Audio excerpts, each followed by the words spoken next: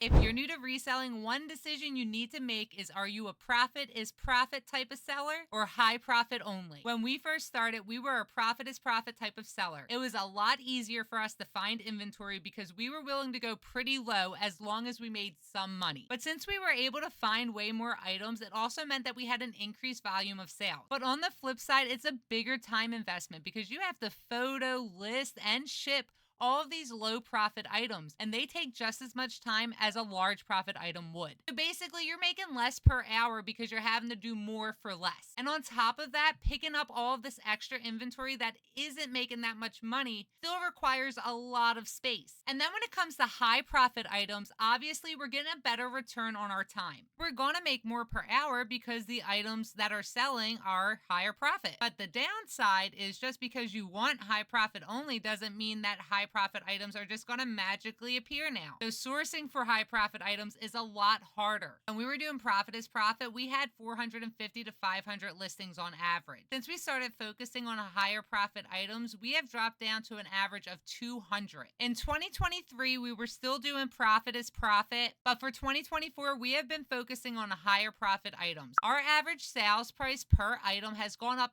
20% over the last year, up to $58.17. We sold 17.9% less in 2024 compared to 2023. And our total sales went down by 1.5%, which honestly isn't that bad considering we have saved ourselves a lot of time when it comes to listing and finding items, especially packing things up. To have to Frankenbox an item that's only $4 profit was just like a terrible feeling. And even though our sales went down, we did increase our net sales by 1.7%.